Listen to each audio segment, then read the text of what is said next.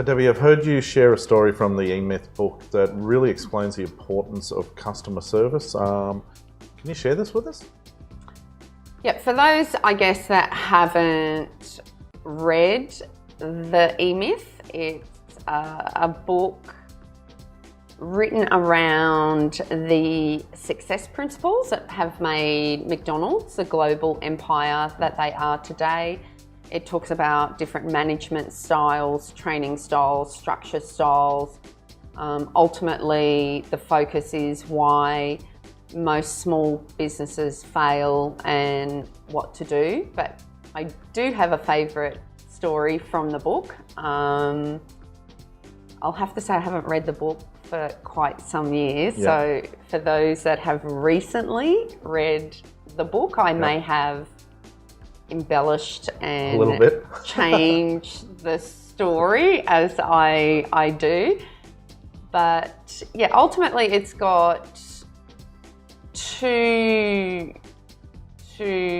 morals to the story in client service. So it's all about a barbershop in downtown Bronx, where's that? New York. New York. Very Yeah. good. You could New York. answer that one, okay? Yeah.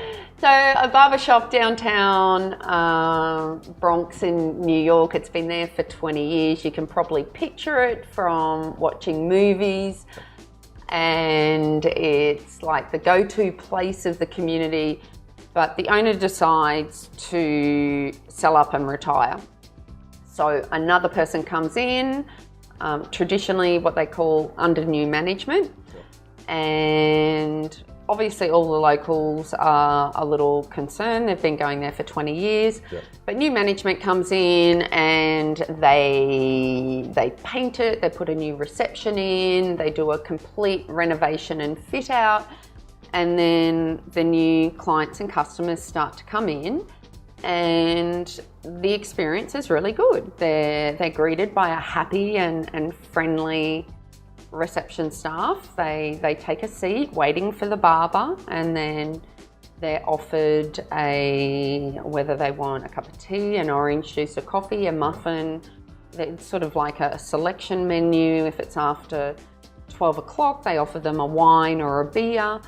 And all of these new clients think that this service is quite exceptional. So then let's call this gentleman Damien. Yeah. So Damien, then what do you order while you're waiting? I'm going to have a muffin and a beer. Okay, you're going to have a muffin and a beer. Okay, so you have your muffin and a beer and then you go over to Bob, your barber. And then he explains the process. So he says to you, okay, what we're going to do is we're going to wash your hair first. And then we're going to get, and I forget this every time, even in my training last week. It's not the scalpel. What's it called? No, it's not the cutthroat. What's it called? Razor. The razor. Yep. Thank you. Okay, so then Bob explains to you that he's going to get the razor on the back of your neck and he's going to get the clippers on the side and he's going to use the snippers on the top. And then he gets a bit of gel at the end and then you look in the mirror and you think you're looking really hot and you go cha-ching, cha-ching, I'm looking good, pay your $40 and then walk out thinking that was an amazing experience. That was an amazing client service experience, better than the last 20 years. So instead of waiting 8 weeks to get your hair cut, you go back 6 weeks because you're so excited. But you walk in and now they're super busy. So they've had their big wow opening, the new management, and then you walk in there, you don't get the big friendly smile, you're sitting in the waiting area, everyone's ignoring you, and what are you waiting for? I'm waiting for someone to come and explain what's going to happen. I'm waiting for my beer, my menu, my muffin. Yes, you're waiting for your beer and muffin. Yeah.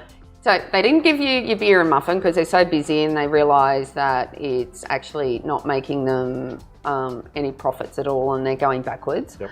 But Bob's left. Your barber's gone. Oh, so no. now you got Jack. Yep. And then you go over to Jack and then Jack starts to just squirt and spray your hair. So he doesn't take you over and give you the wash.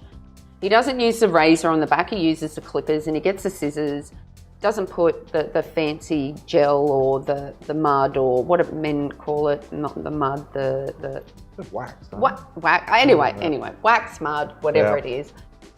So you look in the mirror and you're still looking handsome and hot. You've still got the exact same haircut, but instead of going cha-ching, cha-ching, this was a great experience, you pay your $40, you walk out and you say, I'm not sure about that. Yep. So how does that translate to property management? Is I think people in general like consistency of service. They like that when they go somewhere, their expectations are going to be met. I guess it's a little bit like if you go to a restaurant. Have you got a favourite restaurant that you go to other than KFC? Other than KFC, geez, that's a difficult one actually. A favourite restaurant? Favourite restaurant? I actually like Cambaro's. Cambaro's. Yeah, in town. What style of food's that? It's Greek seafood. Greek. Okay, so you like Greek. I was going to go Italian, but we'll do Greek. So you've been going there for years and years and years. You get the same meal all the time, or maybe you might be a bit diversified.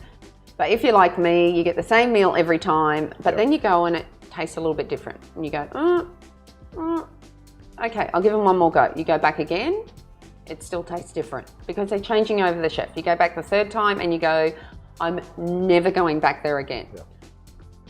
So as I said, how does that relate to property management? Is it comes down to, in the E-Myth, the process, or what they call the turnkey solution, or the blueprint for success.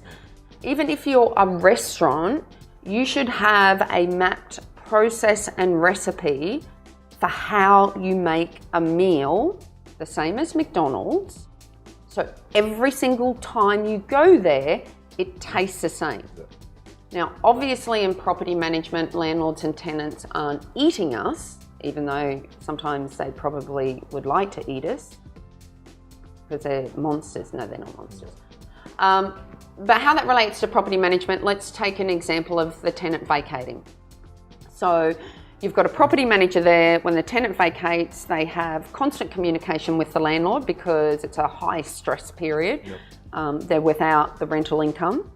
They go and do an open house, and following the open house, they sit in the car, they get their iPhone, and this is the next step progression in technology and where property management is going. Instead of emails or a telephone call, they put on Skype or they put on FaceTime, whatever it may be, and they go, hi, Mr. Smith, Deb from PPM Real Estate, just touching base. I've had an open house. We had 15 people through the property. I'm really confident that we're going to get at least 5 or 6 applications, and I'll touch base with you next week. And then that property manager continues to follow up the landlord with feedback from tenants, number of clicks on the website for the rental property. But then all of a sudden that property manager goes. And another property manager comes in, and unless you have that blueprint, the checklist to follow through what the process is, the next property manager comes in, she doesn't do a video tour, she doesn't give feedback of the tenant, she doesn't do, or he, I shouldn't be sexist, they. And I think that's where we get unhappy landlords and tenants, is where there's not a consistency of service, and particularly the feedback I get is there is a high turnover of property managers. So instead of having the process and the system in their head, it needs to be owned and documented by the agency. Yep. Very quickly in closing on that, so you need to have a process, and the process was you had an expectation of how your hair was going to be cut. And the second one that's really important is if you're looking at introducing a new service.